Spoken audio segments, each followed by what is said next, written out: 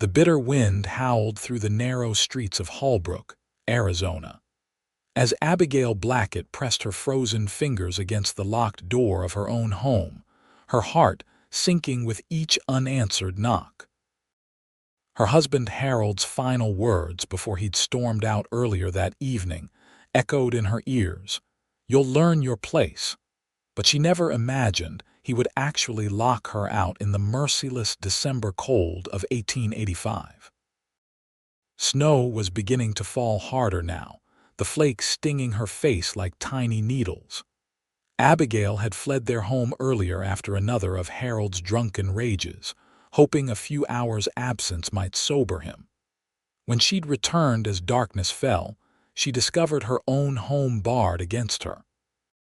She pounded on the door once more, her wedding ring clinking against the wood.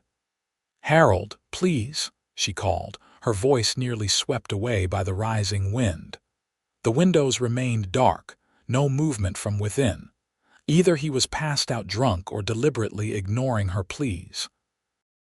Abigail wrapped her woolen shawl tighter around her shoulders, but it provided little protection against the plummeting temperature. She'd left in such haste she hadn't taken her heavy coat, never imagining she'd be locked out for hours. The town of Holbrook had grown quiet as the storm intensified, most residents safely tucked away in their homes. With trembling legs, she staggered toward the back of the house, hoping perhaps the kitchen door might be unlocked, but found it secured as well. Her fingers were growing numb, and she could no longer feel her toes inside her thin leather boots. She knew the danger she faced. People died in these winter storms, and the temperature was falling rapidly. Tears froze on her cheeks as she made her way back to the front of the house. 3 years of marriage to Harold had taught her that his stubbornness, especially when fueled by whiskey, would outlast any storm. She needed to find shelter for the night. The nearest neighbor was the elderly Mrs. Finch, nearly a quarter-mile down the road. In better weather, Abigail could have made the walk easily, but with the snow deepening and her strength flagging, she wasn't certain she could make it that far. Still, she had no choice. Gathering what remained of her determination, Abigail set out, her feet breaking through the fresh snow. The wind cut through her clothing like a knife, and each step became more difficult than the last. Her thoughts grew fuzzy around the edges, a dangerous sign she recognized from stories of those who had succumbed to the cold. She'd barely made it halfway to Mrs. Finch's when her legs gave out. Abigail collapsed into the snow, her breath coming in painful gasps. She tried to rise but found her limbs uncooperative. A strange warmth began to spread through her body, another warning sign she'd heard about, the deceptive comfort that preceded freezing to death. "Just a moment's rest," she whispered to herself, knowing even as the words left her lips that it was a dangerous lie. The snow continued to fall, beginning to cover her huddled form. Her eyelids grew heavy, the urge to sleep nearly irresistible. As consciousness began to slip away, she thought she heard the crunch of approaching hooves, but assumed it was simply her mind playing tricks as it surrendered to the cold. "Madam, madam!" A deep voice penetrated the fog of her mind. Strong hands gripped her shoulders, shaking her gently but firmly. "You can't stay out here. You'll freeze to death." Abigail forced her eyes open to find a man kneeling beside her, his features blurred in her vision. She tried to speak, but her lips were too numb to form words. "I'm taking you somewhere warm," the man said, his voice carrying an urgency that cut through her confusion. He lifted her as though she weighed nothing, cradling her against a broad chest. "Hold on to me if you can." She managed to curl her frozen fingers into the fabric of his coat as he carried her to his horse. With remarkable strength and gentleness, he mounted while still holding her, then settled her across his lap, wrapping what felt like a thick buffalo hide around her shivering body. "My name's Adam Prescott," he said, urging his horse forward through the deepening snow. I've got a cabin not far from here. We'll have you warmed up in no time." Abigail tried to respond, but darkness claimed her before she could form the words. When she next opened her eyes, warmth surrounded her. She was lying on a bed, wrapped in several blankets before a crackling fire. Her wet clothes had been replaced with a man's oversized shirt and woolen trousers, the cuffs rolled up several times. For a moment, panic flared at the realization someone had undressed her, but then she remembered the bitter cold and recognized that wet clothing would have been deadly. "You're awake." The deep voice came from a chair beside the fire. The man, Adam, she recalled, rose and approached the bed, carrying a steaming mug. "Can you sit up? You need to drink something warm." With his assistance, Abigail managed to prop herself against the pillows. As she took the offered mug, she got her first clear look at her rescuer. He was tall and broad-shouldered, with a face weathered by sun and wind. Dark hair curled slightly over his collar, and a short beard framed a strong jaw. His eyes, a startling blue against his tanned skin, watched her with concern. "Thank you," she managed to whisper before taking a sip of what proved to be strong, sweet tea. "What were you doing out in that storm?" he asked, returning to his chair. "Another hour and you'd have been beyond saving." The memory of Harold locking her out flooded back, bringing with it a wave of humiliation. She looked down at the mug in her hands. "My husband. We had a disagreement." The words felt inadequate to describe years of Harold's cruelty. "He locked me out." Adam's expression darkened. "He locked you out? In this weather?" He stood abruptly, pacing to the window where snow continued to fall heavily. "What kind of man does that to his wife?" Abigail had no answer that wouldn't expose the shameful truth of her marriage. Instead, she asked, "Where am I?" Adam turned back to her, his expression softening. "My place, about 3 miles outside of Holbrook. I was returning from delivering supplies to the widow Jenkins when I spotted you in the snow." He ran a hand through his hair. "I didn't know what else to do but bring you here. The storm's too bad to travel back to town." "It was the right thing," Abigail assured him. "You saved my life, Mr. Prescott." "Adam," he corrected. "And you are Abigail Blackett." She hesitated, then added, "I live on Pine Street, the white house with green shutters." "I know it," he nodded. "Pass through town often enough." He studied her for a moment. "Mrs. Blackett, your feet and hands were nearly frozen. You need to rest and stay warm. The storm's likely to keep us here for at least a day, maybe 2. The prospect of being stranded with a stranger would normally have terrified Abigail, but there was something about Adam Prescott that inspired trust rather than fear. Perhaps it was the respectful distance he maintained, or the genuine concern in his eyes. "I've put some stew on," he said, nodding toward the small stove in the corner. "You should eat when you're ready. Get your strength back." Abigail realized suddenly how hungry she was. "Thank you. I think I could eat now." Adam brought her a bowl of rich, fragrant stew and fresh bread. As she ate, he explained that he worked as a horse trader and occasional trail guide, living mostly on the move but keeping this small cabin as a base when business brought him near Holbrook. "It's not much," he said, glancing around the simple one-room structure, "but it's warm and dry." Indeed, the cabin was modest but well-maintained. A bed, table with 2 chairs, a small cookstove, and the fireplace comprised the main furnishings. Shelves held books surprising in number for a bachelor's cabin and neat stacks of supplies. Everything spoke of a man accustomed to caring for himself. "It's very nice," Abigail said sincerely. The neat simplicity of the cabin was a stark contrast to her own home, where Harold's chaos often reigned. As she finished eating, exhaustion washed over her again. Adam took the empty bowl and helped her settle back against the pillows. "Rest now," he said quietly. "You're safe here." Those words, "you're safe here," followed Abigail into sleep, wrapping around her consciousness like a protective cloak.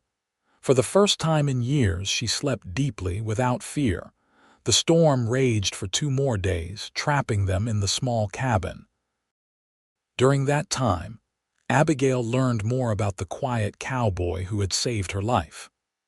Adam had been born in Boston to well-to-do parents, but had headed west at 18, drawn by stories of wide open spaces and freedom.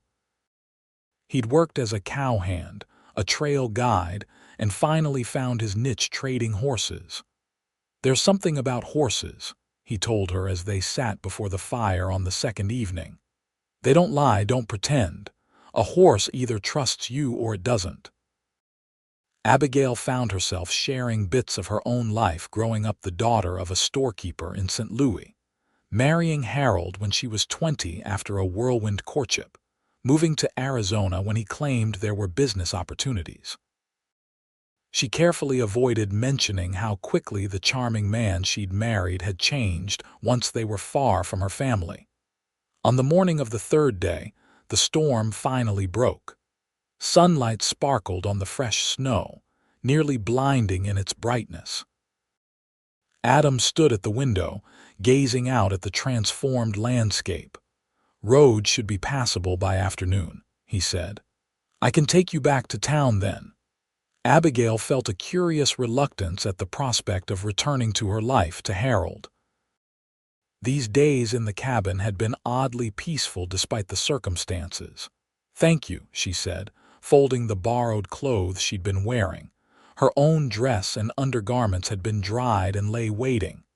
"I don't know how to repay your kindness." Adam turned to her, his expression serious. "There's nothing to repay. Anyone would have done the same." "No," she said quietly. "Not everyone would have." She changed back into her own clothing, emerging from behind the privacy screen Adam had improvised with a blanket to find him preparing the horse for their journey. The borrowed men's clothing had been comfortable, practical against the cold, and Abigail felt oddly constrained back in her corset and layers of petticoats. True to Adam's prediction, by early afternoon they were making their way toward Holbrook, the horse picking a careful path through the deep snow. Abigail rode in front of him on the saddle, wrapped in the buffalo robe, his arms around her to hold the reins. The physical closeness should have been uncomfortable with a man she'd known only days, but instead felt strangely right. As they approached town, anxiety began to build in her chest. What would Harold's reaction be to her 3-day absence? He would be furious, of course, but would his rage take the form of cold silence or violent outburst? "Are you certain you want to go home?" Adam asked, as though reading her thoughts. "I could take you to a friend's house instead." Abigail considered this. There was Mrs. Finch, who had always been kind, or perhaps the minister's wife. But the thought of explaining her situation, of exposing the reality of her marriage to the town's scrutiny, was unbearable. "No," she said finally. "I should go home." They reached Pine Street just as the winter sun was beginning its early descent. The house looked unchanged, smoke rising from the chimney indicating Harold was there. Adam helped her down from the horse, but kept hold of her hand for a moment longer than necessary. "Mrs. Blackett, Abigail," he said, his voice low. "If you ever need help again, my cabin is always open to you, no questions asked." The sincerity in his eyes nearly undid her composure. "Thank you, Adam, for everything." He watched as she walked to the front door, only turning his horse when she raised her hand to knock. Before she could do so, the door swung open to reveal Harold, his face a mask of anger that shifted momentarily to surprise at the sight of her. "Where the hell have you been?" he demanded, grabbing her arm and pulling her inside. The last thing she saw before the door closed was Adam Prescott, still sitting atop his horse in the street, watching with evident concern. "Who was that man?" Harold demanded once they were inside, his fingers digging into her arm. His eyes were bloodshot, his clothes rumpled as though he'd been wearing them for days. "A kind stranger who saved my life after you locked me out in a blizzard," Abigail replied, a new courage in her voice. The days away had given her perspective, shown her how abnormal her marriage had become. Harold's face darkened. "You were supposed to come back that same night and apologize, not disappear for days." "I nearly died in that snow," she said evenly. "If Mr. Prescott hadn't found me, I would have frozen to death not 50 yards from Mrs. Finch's door." Something shifted in Harold's expression, not remorse, exactly, but perhaps awareness of how close he'd come to being responsible for her death. He released her arm and stepped back. "Well, you're home now," he said gruffly, "and I expect dinner on the table at the usual time." Abigail moved through the familiar routine of preparing the evening meal, but something had changed within her. The quiet strength she'd found in those days at Adam's cabin hadn't disappeared upon returning home. As she served Harold his dinner and listened to his complaints about business and the inconvenience her absence had caused him, she found herself studying him as though seeing him clearly for the first time. That night, as Harold snored beside her in their bed, Abigail made a decision. She would not spend the rest of her life afraid. Somehow, she would find a way to change her circumstances. The following weeks brought a bitter cold snap to Holbrook. Abigail maintained her household duties, but with a new detachment. She observed Harold's moods, his drinking, his casual cruelties, cataloging them in her mind rather than internalizing them as she once had. Meanwhile, she began setting aside small amounts of money, a few cents from the housekeeping funds, $1 here and there that Harold carelessly left on his dresser. Harold seemed to sense the change in her, growing increasingly suspicious of her activities. He questioned where she went on her errands, what she discussed with the few friends she was permitted to see. Twice more his temper erupted into violence, leaving bruises she carefully concealed beneath her clothing. 6 weeks after the night she'd been locked out, Abigail was shopping at the general store when she heard a familiar deep voice asking the shopkeeper about horseshoe nails. She turned to see Adam Prescott standing at the counter, his broad shoulders filling out a worn leather coat. He hadn't noticed her yet, absorbed in his transaction. Abigail's heart quickened at the sight of him. She'd thought of him often in the intervening weeks, remembering his kindness, the peaceful sanctuary of his cabin. Before she could decide whether to approach him, he turned and saw her. His face brightened immediately. "Mrs. Blackett," he said, crossing to where she stood, "it's good to see you looking well."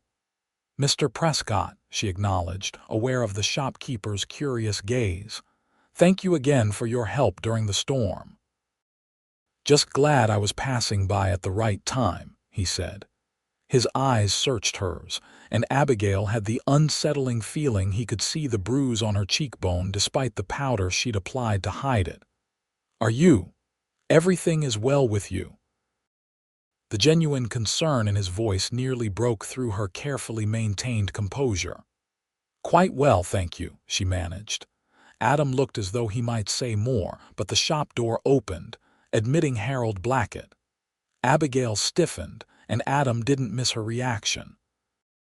"Abigail," Harold called, his tone falsely pleasant, "I thought I might find you here." His gaze shifted to Adam, eyes narrowing in recognition. "And who might this be, Mr. Prescott?" Abigail said quickly. "He was just asking directions to the blacksmith shop." Adam's eyebrow rose slightly at the lie, but he played along. "That's right. Madam, if you could point me the way, down the street to the right," Harold answered before Abigail could speak. "You can't miss it." His hand closed around Abigail's elbow. "My wife and I need to be getting home now." Adam's jaw tightened, but he nodded. "Thank you for the directions, Mrs. Blackett. Mr. Blackett." He tipped his hat and moved to the door, but not before giving Abigail a look that conveyed both concern and something else, perhaps an offer of help, should she need it. Once home, Harold's false pleasantness evaporated. "That's the man who rescued you, isn't it?" he demanded, pacing the kitchen as Abigail put away the groceries. "What were you really talking about?" "Nothing of importance," Abigail replied, keeping her voice level. "It was a chance meeting." Harold grabbed her wrist, forcing her to face him. "Don't lie to me. I saw how he looked at you." "He was being polite," Abigail insisted. "Nothing more." Harold studied her face, searching for deceit. Finding none he could definitively identify, he released her with a shove. "I don't want you speaking to that man again. Understand?" Abigail nodded, not trusting herself to speak. Inside, however, the encounter with Adam had rekindled something, a hope, perhaps, or a reminder that not all men were like her husband. 2 days later, while hanging laundry in the backyard, Abigail was startled by a soft whistle from the alley behind their property. Glancing around to ensure Harold wasn't nearby, she moved to the back fence. Adam Prescott stood there, looking both determined and slightly abashed. "This is foolish of me," he said without preamble, "but I couldn't stop thinking about you. The way you looked in the store, the way your husband spoke to you." He hesitated. "Are you in danger, Abigail?" The direct question, asked with such sincere concern, pierced the wall she'd built around her emotions. Tears welled in her eyes before she could stop them. "I can't talk about this," she whispered, wiping hurriedly at her cheeks. "Harold could come home any minute." Adam's expression hardened. "Has he hurt you?" Abigail couldn't bring herself to answer, but her silence was confirmation enough. Adam reached across the fence, his hand hovering near hers without touching. "Let me help you," he said quietly. "You don't have to live like this." "There's nowhere I can go," Abigail replied. "No money of my own, no family nearby." "I have a friend in Flagstaff," Adam said. "Sarah Cooper. She takes in women who need help getting away from bad situations. She could give you work, a place to stay until you decide what you want to do." Hope flared briefly, then faded. "Harold would never let me go, and even if I left, he would find me." "Not if you go far enough," Adam insisted. "I could take you there, make sure you're safe."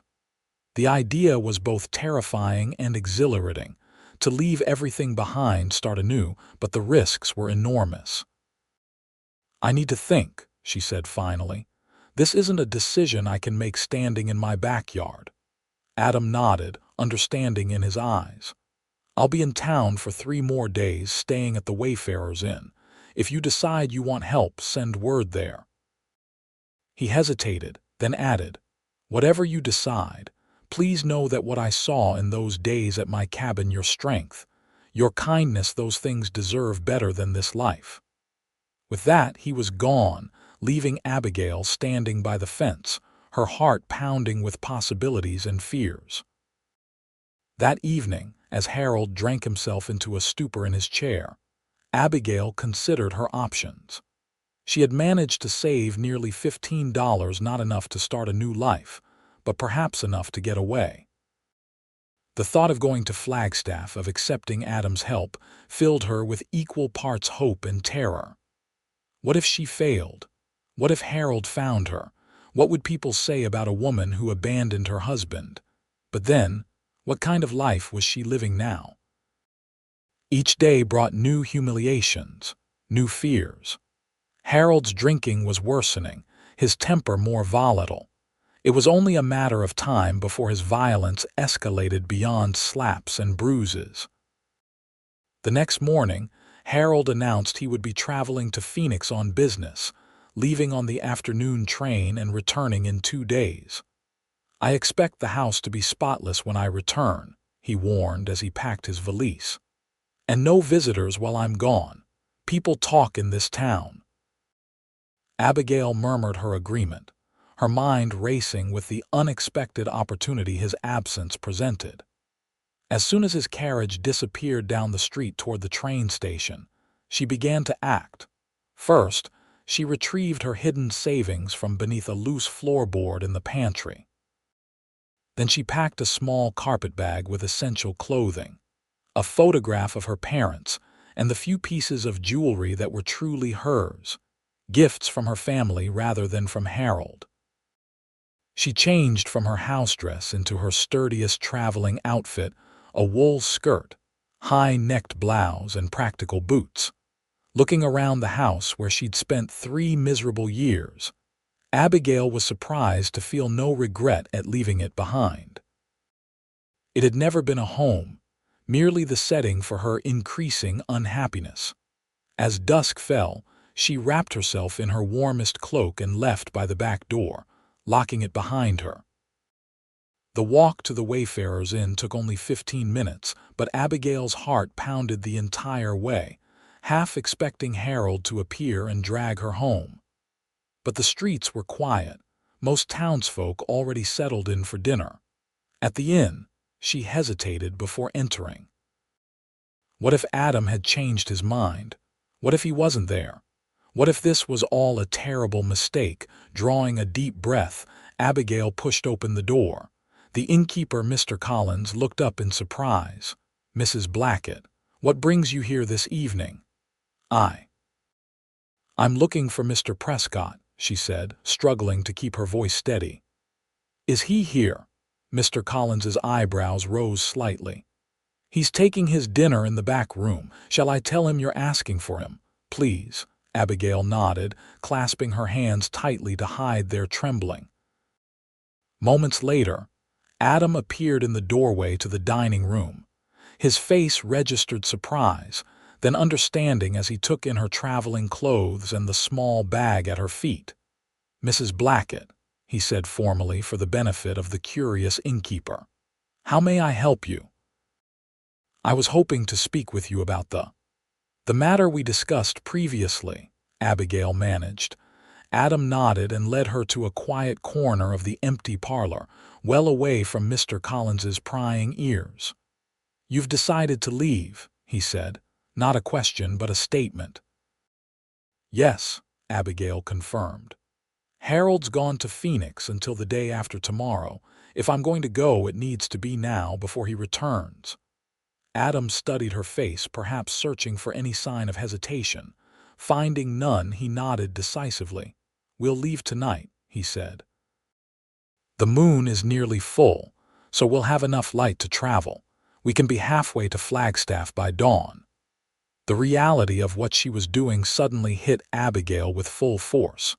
She was abandoning her marriage, fleeing in the night with a man she barely knew to a town she'd never seen. Her legs wobbled and Adam quickly guided her to a chair.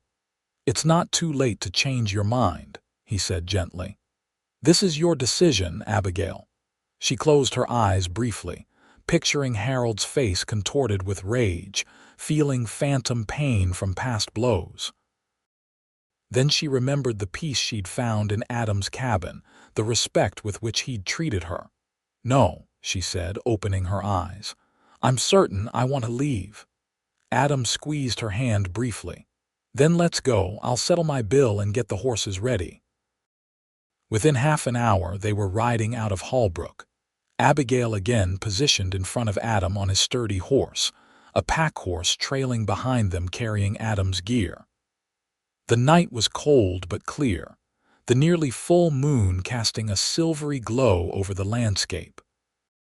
As the lights of the town receded behind them, Abigail felt a curious lightness spreading through her chest. For the first time in years, she was moving towards something rather than simply enduring what was. "Are you warm enough?" Adam asked, his breath warm against her ear. "Yes," she replied, and realized it was true not just physically, but a deeper warmth spreading through her at the knowledge that this man had put himself at risk to help her escape a dangerous situation. They rode in comfortable silence for a time, the rhythmic movement of the horse and the beauty of the moonlit landscape soothing Abigail's jangled nerves. Eventually, Adam began to tell her about Flagstaff, describing the pine forests and mountain views, so different from the desert surroundings of Holbrook. Sarah Cooper runs a boarding house there, he explained. Her husband was killed in a logging accident 5 years ago, leaving her with the house and 3 children to raise. She started taking in boarders to make ends meet, and over time developed a reputation for helping women in difficult situations. How do you know her? Abigail asked, curious about the connection. Adam was quiet for a moment before answering. My sister was one of the women she helped. Charlotte's husband was not a good man. By the time she got away from him, she was badly injured. Sarah took her in, helped her heal. His voice tightened. Charlotte died of pneumonia 2 winters ago, but she had 2 years of peace before then, thanks to Sarah. Abigail reached back to touch his hand where it held the reins. I'm sorry about your sister. It's why I couldn't just ride away after seeing you in town, Adam said quietly. I saw in your eyes what I used to see in Charlotte's. No one should have to live in fear like that. They continued through the night, stopping occasionally to rest the horses and once to eat a simple meal of jerky and hard bread from Adam's provisions. As dawn broke, they found themselves in a small sheltered canyon with a stream running through it. We'll rest here for a few hours, Adam decided, helping Abigail down from the horse. Her muscles ached from the unaccustomed hours of riding and she moved stiffly. Adam efficiently set up a small camp, building a fire and preparing coffee. He spread a bedroll for Abigail a respectful distance from his own. Try to get some sleep, he advised. We've still got a long ride ahead. Despite her physical exhaustion, Abigail found sleep elusive.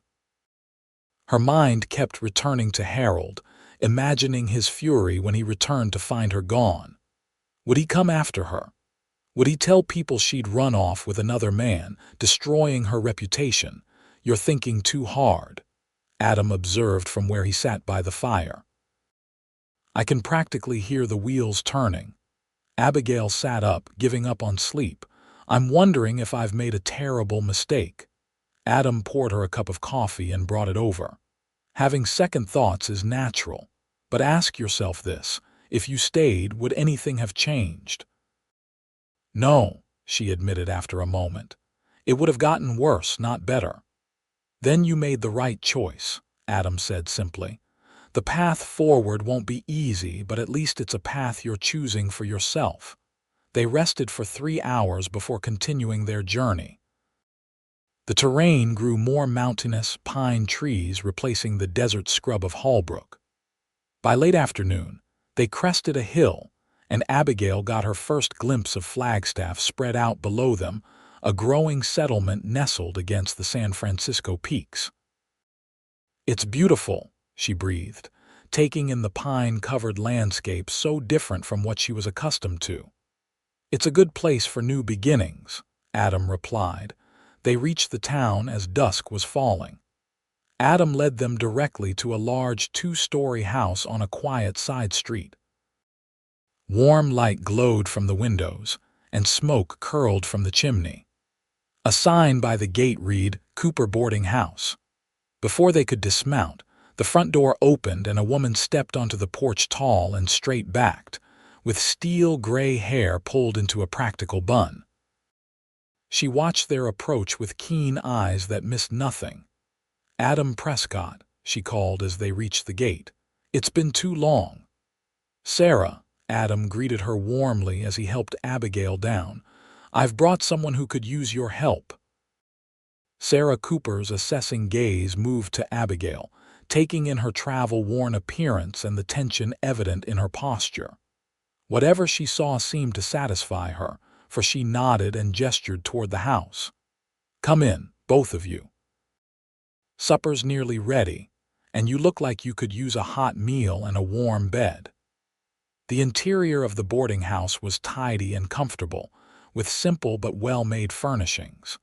Delicious smells wafted from the kitchen, and the murmur of voices indicated other residents were present. You must be exhausted, my dear, Sarah said to Abigail. Let's get you settled in a room first, and then we can talk over supper." She led Abigail upstairs to a small but pleasant bedroom with a single bed, washstand, and chest of drawers. A window overlooked a garden now dormant for winter. "Rest a bit," Sarah advised. "Wash up if you like. Supper's in half an hour." Left alone, Abigail sank onto the bed, the reality of what she'd done hitting her anew. She was hundreds of miles from the only life she'd known as an adult, in a strange town with people she'd just met. The enormity of it threatened to overwhelm her, but there was also a sense of possibility that had been absent in her life with Harold. Here, she could be whoever she chose to become. No one knew her as Harold Blackett's timid wife. No one had expectations of her based on 3 years of careful submission. By the time she joined the others for supper, Abigail had washed away the dust of travel and composed herself. The dining room held a long table where 8 people were already seated, Sarah at the head, Adam to her right, and 5 women of varying ages, plus a teenage boy who bore a strong resemblance to Sarah. "Everyone," Sarah announced as Abigail entered. "This is Mrs. Blackett, who will be staying with us for a time. Mrs. Blackett, you know Adam, and this is my son Thomas. The other ladies are Mrs. Wilson, Miss Kelly, Mrs. Fairchild, Mrs. Tanner, and Miss Simmons." Murmurs of greeting rose from the table, and Abigail was directed to an empty chair beside Adam. The meal that followed was simple but hearty: beef stew, fresh bread, and apple cobbler for dessert. The conversation flowed easily, with none of the probing questions Abigail had feared. After the meal, Sarah invited Abigail and Adam to her private sitting room. Once they were settled with cups of tea, Sarah got directly to the point. "Adam's message said you needed to leave a dangerous situation quickly," she said to Abigail. "I don't need to know the details unless you wish to share them, but I do need to know if there's likely to be trouble following you here." Abigail glanced at Adam, surprised. "You sent a message ahead, telegraph," Adam explained. "The day after we spoke at your fence. I wanted to be sure Sarah had room for you if you decided to come." The realization that he had prepared so thoroughly touched Abigail deeply. She turned back to Sarah. "My husband," she began, finding it difficult to put into words the reality of her marriage. "He has a temper.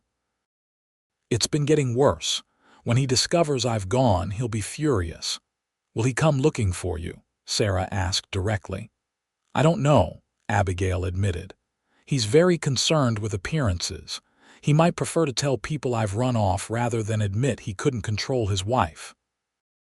But if he does come looking, we'll cross that bridge if we come to it," Sarah said firmly.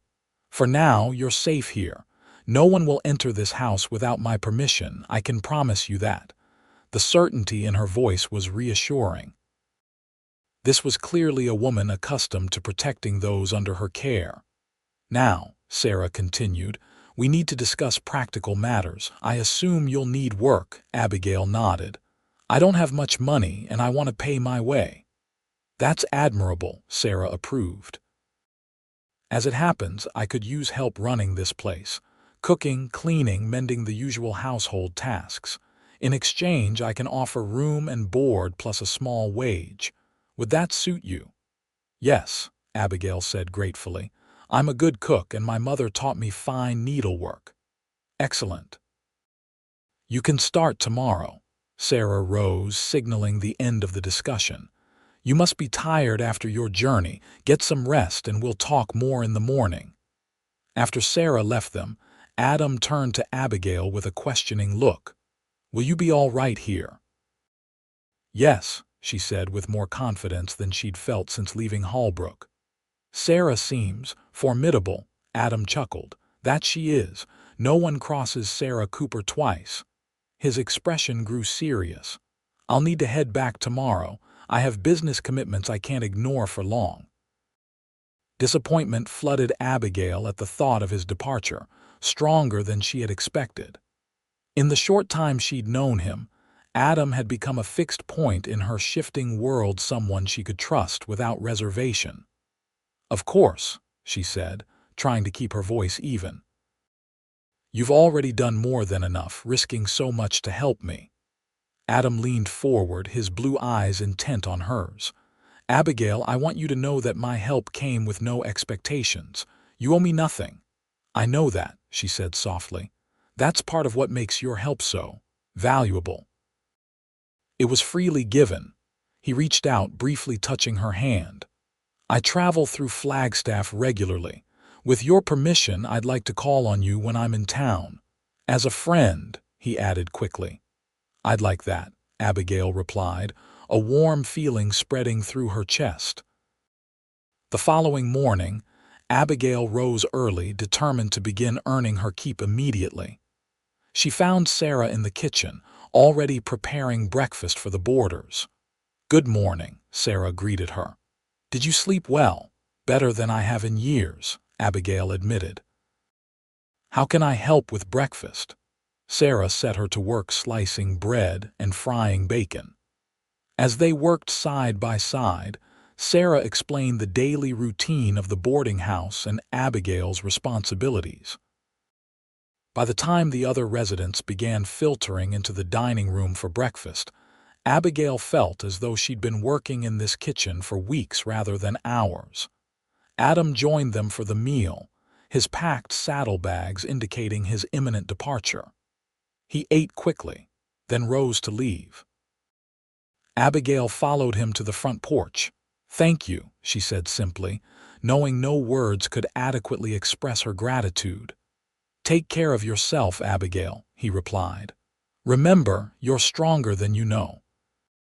He hesitated, then added, "I should be back through Flagstaff in about 3 weeks." She nodded, unable to speak past the lump in her throat. Adam studied her face for a moment, then mounted his horse. With a final tip of his hat, he rode away, leaving Abigail standing on the porch with an odd mixture of loss and anticipation. The days that followed established a new rhythm for Abigail's life. She rose early to help with breakfast, spent the mornings cleaning and the afternoons doing mending or helping prepare the evening meal. The physical work was satisfying, and for the first time in years, she was praised for her efforts rather than criticized. She came to know the other women in the boarding house, each with her own story. Mrs. Wilson was a widow saving to open a millinery shop. Miss Kelly taught at the local school. Mrs. Fairchild and Mrs. Tanner, like Abigail, had fled difficult marriages. Miss Simmons, barely 20, had come west for a teaching position that had fallen through, leaving her stranded until she could save enough for passage home. Sarah Cooper proved to be exactly what Abigail needed, firm but kind, offering practical advice without judgment. She encouraged Abigail to venture into town, to become familiar with Flagstaff and its people. "The more connections you build here," Sarah advised, "the stronger your position will be if trouble ever comes calling." And so Abigail began cautiously expanding her world beyond the boarding house. She accompanied Sarah to church on Sundays, helped with shopping at the general store, and occasionally delivered mending to clients around town. Gradually, she shed the constant fear that had been her companion for years, learning to walk with her head up and her shoulders straight. 3 weeks after her arrival, Abigail was in the kitchen preparing dinner when she heard the front door open and a familiar deep voice greeting Sarah in the hallway. Her heart leapt at the sound, and she hastily wiped her hands on her apron before going to meet him. Adam stood in the entryway, removing his hat, his face lighting up when he saw her. "Abigail," he said warmly, "you're looking well." Indeed, the changes in her were noticeable. Good food, restful sleep, and freedom from fear had brought color to her cheeks and a sparkle to her eyes that had long been absent. She'd even taken to wearing her hair in a softer style, with curls framing her face instead of the severe bun Harold had preferred. "It's good to see you, Adam," she replied, genuinely pleased at his return. Sarah, observing their greeting with knowing eyes, suggested that perhaps Abigail might show Adam around town after dinner, as he hadn't visited Flagstaff in some time. And so, as the spring afternoon waned into evening, Abigail found herself walking beside Adam through the streets of Flagstaff, pointing out changes in the growing town. "You seem at home here already," Adam observed as they paused by the town square. "I'm getting there," Abigail agreed. "The people have been kind, and the work at Sarah's keeps me busy." They found a bench and sat, watching as the lamplighter made his rounds, bringing the town's gas lamps to glowing life one by one. "Have you had any word?" Adam began hesitantly. "Has your husband?" "No," Abigail said quickly.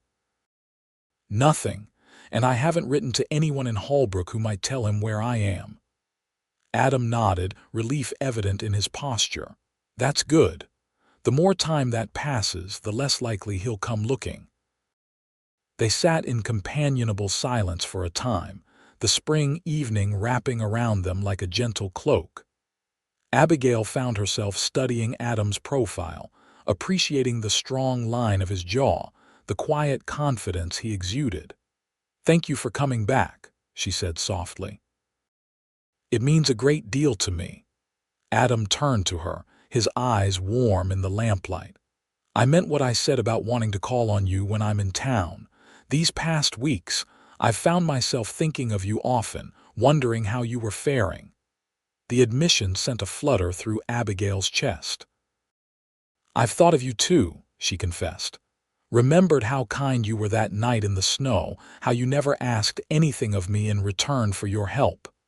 Adam's hand moved to cover hers where it rested on the bench between them. "Abigail, I know it's too soon. You're still legally married, still finding your feet in a new life. But I want you to know that my interest in your welfare goes beyond mere friendship."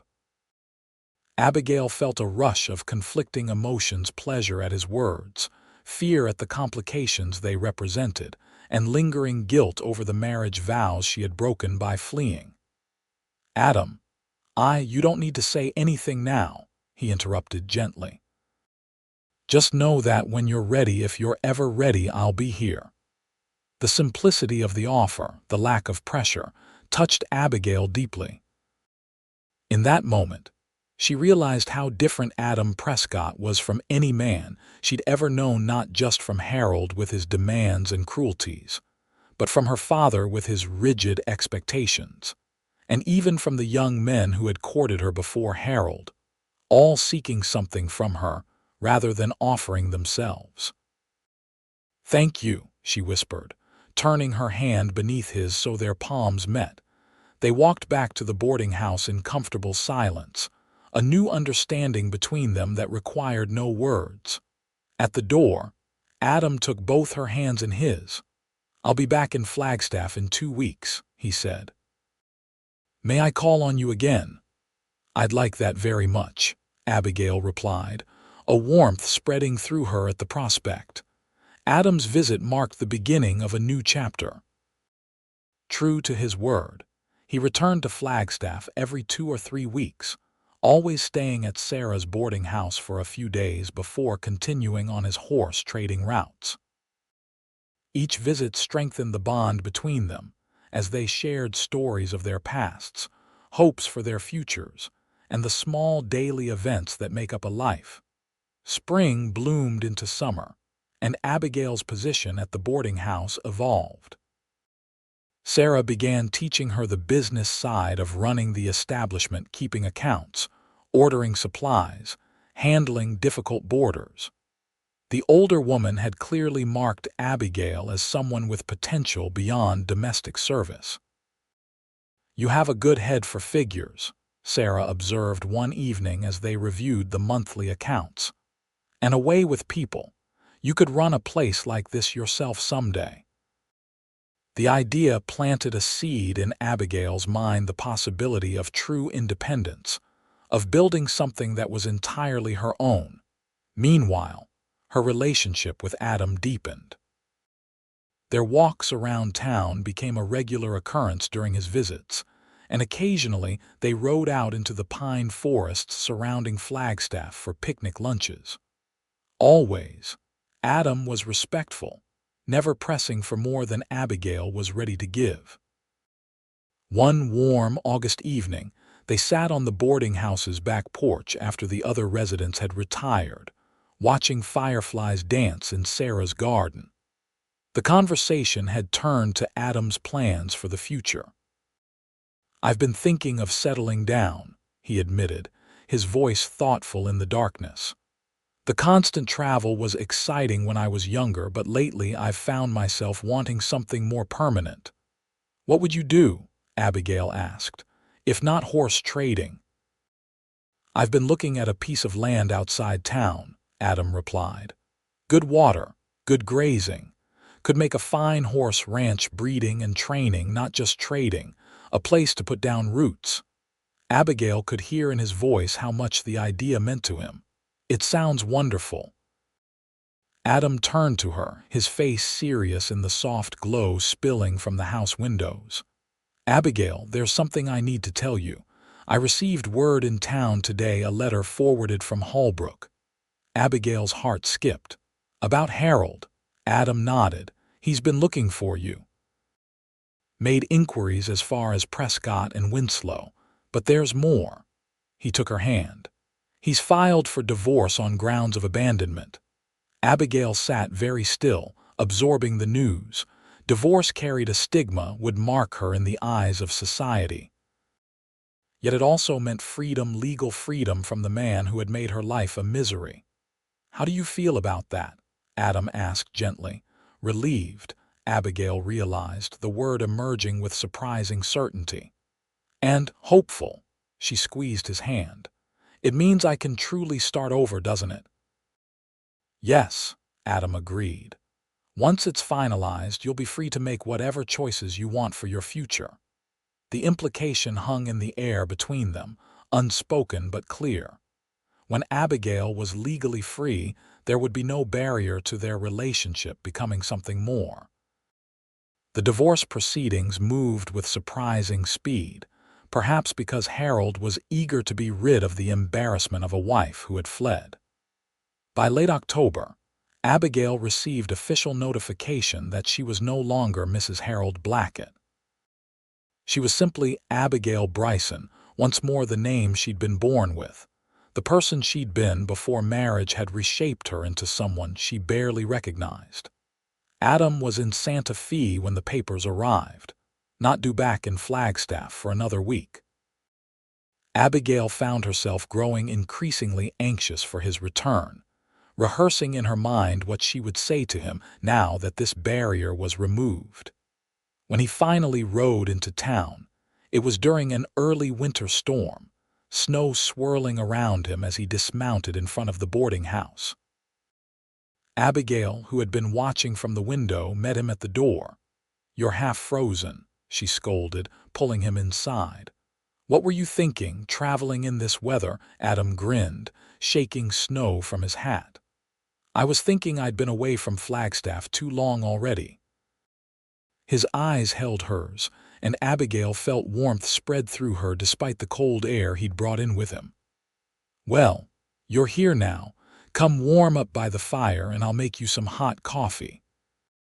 Later, after Adam had thawed out and eaten the meal Sarah insisted on preparing regardless of the hour, they found themselves alone in the parlor. The other boarders had retired, and Sarah had tactfully withdrawn to her room, leaving them privacy by the crackling fire. "I received the final divorce decree," Abigail said without preamble. "It came while you were away." Adam nodded, his expression cautious. "And how do you feel about that?" "Free," she said simply. "As though I can finally breathe deeply again."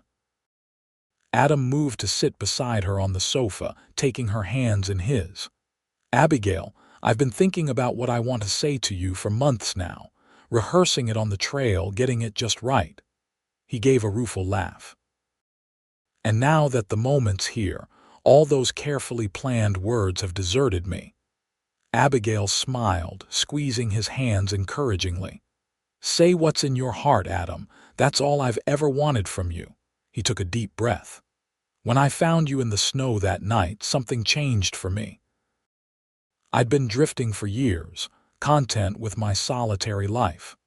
But in those days at the cabin, nursing you back to health, I realized how empty that life had become." He reached up to touch her cheek, his calloused fingers gentle against her skin. "I think I started falling in love with you then, though I hardly knew you. And every moment since has only confirmed what my heart knew from the start, that you are the most remarkable woman I've ever met."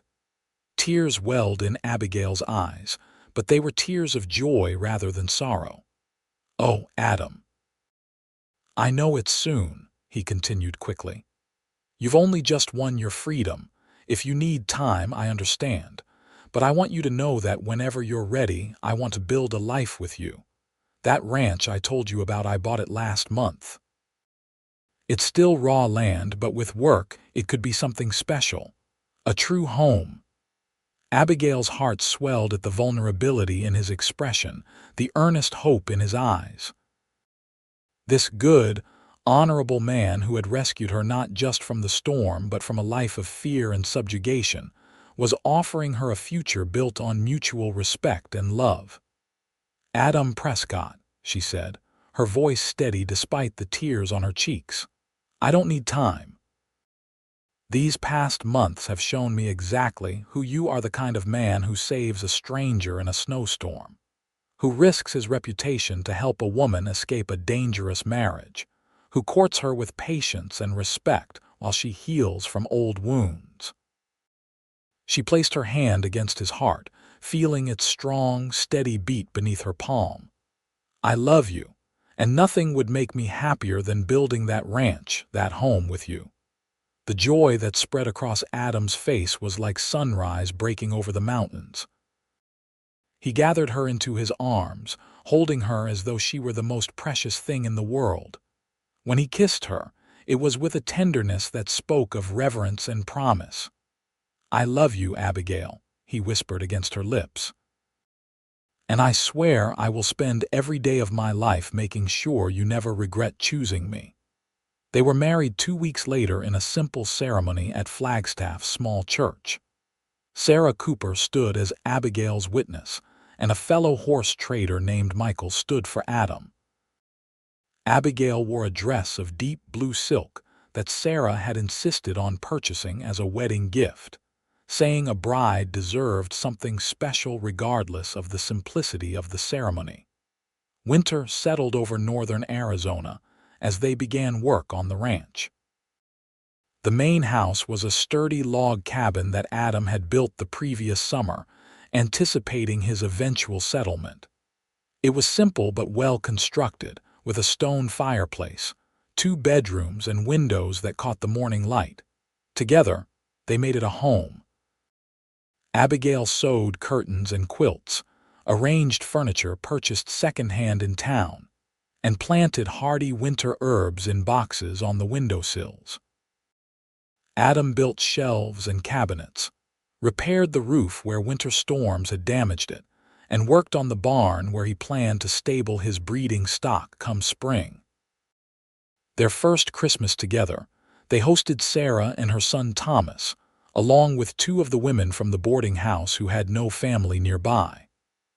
The cabin glowed with lamplight and evergreen boughs, the air fragrant with pine and the spices of Abigail's cooking. As she watched Adam carving the Christmas goose, laughing at something Thomas had said, Abigail was struck by the journey that had brought her to this moment. A year ago, she had been locked out in a winter storm, nearly dying in the snow. Now she sat at her own table, surrounded by people who genuinely cared for her, married to a man who looked at her as though she were a miracle. That night, after their guests had departed and they lay together in the quiet darkness of their bedroom, Adam gathered her close against the winter chill. "Happy?" he asked, his voice a rumble in her ear. "Beyond words," Abigail replied, nestling closer. "I never imagined life could be this good." It's only the beginning, Adam promised, pressing a kiss to her temple. We have a lifetime ahead of us. Spring brought new life to the ranch. The first foals were born to the mares Adam had purchased, their spindly legs and curious eyes bringing delight to both of them. Abigail planted a vegetable garden and flower beds around the cabin, transforming the raw land into a place of beauty and sustenance. Word of Adam's skill with horses spread, bringing customers to the ranch. His breeding program focused on strong, intelligent animals suited to the demands of the territory, and soon Prescott horses were in demand across northern Arizona. Abigail discovered talents she hadn't known. She possessed a head for business that helped Adam negotiate fair prices, a way with the more skittish horses that even Adam marveled at, and a gift for making their home a place where visitors felt instantly welcome. By their first anniversary, the ranch was turning a modest profit, and they had added a second cabin for a hired hand who helped Adam with the expanding herd. The garden flourished, supplying not only their own table, but providing enough excess that Abigail could sell vegetables in town each week. It was during one of these trips to Flagstaff that Abigail received a shock. She was arranging her produce at the small market when she heard a familiar voice that sent ice through her veins. Well, if it isn't my runaway wife. Harold Blackett stood before her, older and more weathered than she remembered, but with the same cold eyes and thin-lipped smile that had haunted her nightmares. Ex-wife, Abigail corrected, proud that her voice remained steady despite the fear clutching at her throat. "What are you doing in Flagstaff, Harold?" "Business," he replied vaguely, his gaze traveling over her in a way that made her skin crawl. Imagine my surprise when I heard there was an Abigail Prescott selling vegetables who matched the description of my dear departed spouse. "I'm not departed, just divorced," Abigail said, forcing herself to meet his gaze. "As you well know since you filed the papers yourself." Harold's smile didn't reach his eyes. "A technicality. You abandoned your vows, ran off like a thief in the night. After you locked me out in a blizzard and left me to die," Abigail replied, anger beginning to replace fear. "What did you expect me to do? Come back and beg for more abuse?" Several nearby vendors were now watching the exchange with undisguised interest. Harold, always conscious of appearances, lowered his voice. "I've come into some money recently," he said. "Enough that I might be persuaded to forget the humiliation you caused me, for a price." Abigail stared at him in disbelief. "You're trying to blackmail me, with what?" "Everyone here knows I was married before." "But do they know you ran off with another man while still my wife?" Harold hissed. "Do they know you lived with him before our divorce was final? I wonder what the good people of Flagstaff would think of their respectable Mrs. Prescott then." Before Abigail could respond, a hand fell on her shoulder. She turned to find Sarah Cooper standing beside her, steel in her gaze as she looked Harold up and down. "Mr. Blackett, I presume," Sarah said coldly. "I've heard so much about you. None of it good." Harold blinked, momentarily taken aback. "And you are Sarah Cooper, the woman who took your ex-wife in after she escaped your house of horrors." Sarah's voice carried just enough to ensure those nearby could hear. "The woman who nursed the bruises you left on her back. The woman who watched her wake screaming from nightmares about what you'd done to her." Color drained from Harold's face. "You're lying. We both know exactly what you did," Sarah interrupted. "And so do most people in this town. Mrs. Prescott has made no secret of why she left her first marriage. So whatever scheme you're hatching, whatever lies you're planning to spread, I suggest you reconsider." Harold's eyes darted between the two women, then to the openly hostile faces of the nearby vendors who had heard enough to draw their own conclusions. "This isn't over," he muttered, then turned and stalked away. Abigail's knees nearly gave out once he was gone. Sarah guided her to a nearby bench. "Are you all right?" Sarah asked, concern evident in her face. "I will be," Abigail assured her, though her hands still trembled. "I should get home, warn Adam." "I'll arrange for Thomas to drive you," Sarah decided. "You shouldn't be alone right now." By the time Abigail reached the ranch, Adam was already striding toward the wagon, having spotted it from the corral where he'd been working. One look at her face told him something was wrong. "What is it?" he demanded, helping her down. "Are you hurt?" "Harold is in Flagstaff," Abigail said, the words tumbling out in a rush. "He approached me at the market, tried to blackmail me.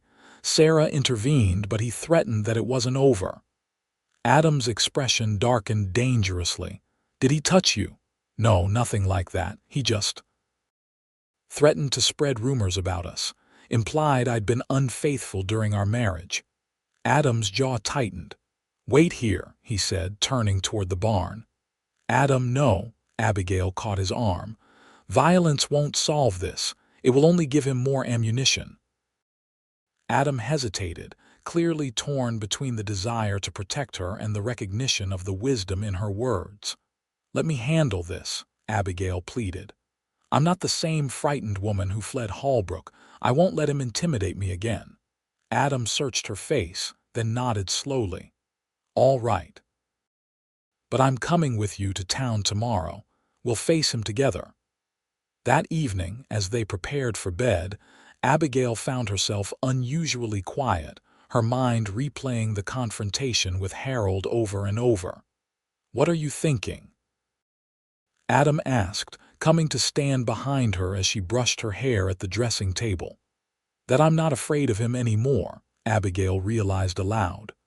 "I was shocked to see him, yes, but the terror that used to paralyze me, it's gone." Adam placed his hands on her shoulders, meeting her eyes in the mirror. "Because you're stronger now. You know your own worth." Abigail covered one of his hands with hers. "Because of you, because you showed me what real love looks like." The following morning they rode into Flagstaff together, determined to put an end to Harold's threats once and for all. They found him at the hotel, preparing to check out. "Going somewhere, Blackett?" Adam asked, blocking his path to the door. Harold's eyes narrowed as he took in the couple standing before him, Abigail with her head held high, Adam a solid presence at her side. "Just concluded my business here," Harold replied with forced casualness. "Nothing to keep me in this backwater any longer." "Good," Abigail said firmly. "Because there's nothing for you here. No money, no revenge, no satisfaction. Whatever you hoped to gain by coming here, you've failed." Harold's facade of indifference cracked. "You think you've won, don't you? Landed on your feet with a new husband, a new life. But you'll always be the woman who broke her vows, who wasn't woman enough to keep her first husband satisfied." Adam stepped forward, but Abigail placed a restraining hand on his arm. This was her battle to fight. "No, Harold," she said, her voice clear and strong. "I'll always be the woman who had the courage to leave a man who hurt her, who found the strength to build a new life based on mutual respect and love rather than fear and control." She met his gaze unflinchingly. "And you'll always be the man who had to lock his wife out in a blizzard to feel powerful."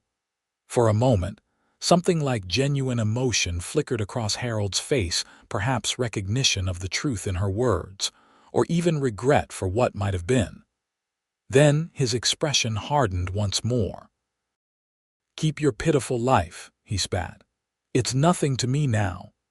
He pushed past them, striding out the hotel door without a backward glance. Abigail watched him go, a strange sense of closure settling over her. She had faced her past, stood up to the man who had once held such power over her, and emerged stronger for it. Adam's arm slipped around her waist. "You were magnificent," he said softly. Abigail leaned into his embrace, feeling the last lingering shadow of Harold Blackett lift from her heart. "Let's go home," she suggested. "I have a feeling we've seen the last of him." She was right. Harold left Flagstaff that day and never returned. Whatever business had brought him there was apparently less important than preserving what remained of his pride after Abigail's stand against him. Life at the ranch continued to flourish. The second year brought expanded stables, more breeding stock, and a reputation for Adam as one of the finest horsemen in the territory. Abigail's garden grew to include fruit trees and berry bushes, and she began experimenting with preserving foods for sale in town along with her fresh produce. In the spring of their third year together, Abigail discovered she was expecting their first child. The news brought joy beyond measure to both of them. "A child," Adam marveled, his hand gentle on her still flat stomach. "Our child." "Are you happy?" Abigail asked, though she could read the answer in his shining eyes. "Happier than I ever dreamed possible," he assured her, gathering her close. "You've given me everything, Abigail. A home, a purpose, and now a family." As her body changed with the growing child, Abigail found herself reflecting on the journey that had brought her to this moment of perfect contentment. The night she'd nearly frozen to death now seemed like a distant nightmare. The years with Harold a dark chapter in a book that had turned to pages filled with light. Their son, Joseph Thomas Prescott, was born on a crisp fall day, with Sarah Cooper serving as midwife. He had Adam's blue eyes and a tuft of dark hair that promised to be as unruly as his father's. From the moment he was placed in her arms, Abigail was overwhelmed by a love so powerful it brought tears to her eyes. Adam, watching them from the bedside, wore an expression of such wonder and devotion that Abigail's heart overflowed with gratitude for the life they had built together. "He's perfect," Adam whispered, gently touching his son's tiny hand, "just like his mother." In the years that followed, the ranch prospered and their family grew. A daughter, Elizabeth Sarah, joined them 2 years after Joseph, bringing a new dimension of joy to their lives. The children thrived in the freedom of ranch life, learning to ride almost before they could walk, helping in the garden and with the horses as they grew older. Abigail sometimes marveled at how completely her life had transformed. From a woman trapped in a cycle of fear and abuse, she had become a respected businesswoman, a loving wife, a devoted mother. The ranch, which they officially named New Beginnings, had become known throughout the territory for its fine horses and warm hospitality. On the 10th anniversary of the night Adam had found her in the snow, they hosted a celebration at the ranch.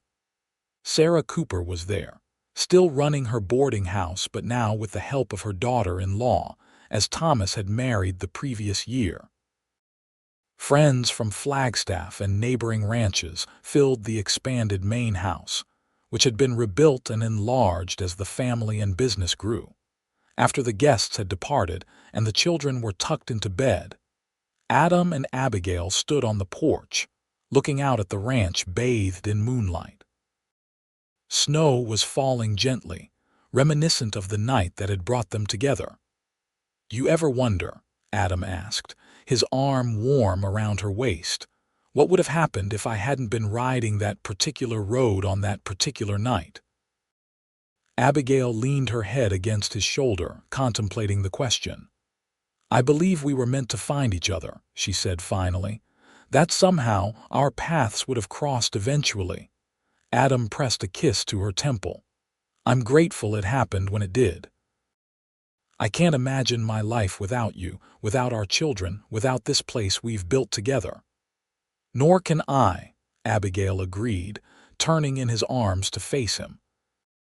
At 40, Adam was still as handsome as the day she'd first seen him clearly in the cabin, perhaps more so with the lines of experience and happiness that now framed his eyes. "You saved me that night, Adam, not just from the cold, but from a life half lived." "You saved yourself," Adam corrected gently. I just provided a warm place while you found your strength." Abigail smiled, recognizing the truth in his words. She had found her own courage, had chosen to leave a situation that was slowly killing her spirit. But it was Adam's belief in her, his unwavering support, that had allowed her to rebuild herself into the woman she was meant to be. "Either way," she said, rising on tiptoe to brush her lips against his, "I'm thankful every day for the path that brought us together." Adam gathered her close against the winter chill, his kiss deepening with a passion that 10 years of marriage had only strengthened. When they finally parted, his blue eyes held the same warmth and wonder they had shown on their wedding day. "So am I, my love," he whispered. "So am I." As they turned to go inside, arm in arm, the snow continued to fall gently around New Beginnings Ranch, covering the land in a blanket of pristine white much like the one that had nearly claimed Abigail's life a decade before. But this time, the cold held no terror for her. She was heading into warmth and love, into the home and family she had helped create from the ashes of her past. She had been locked out in winter once, and it had led her to the greatest blessing of her life. Some endings, Abigail reflected as Adam closed the door behind them, were truly just beginnings in disguise.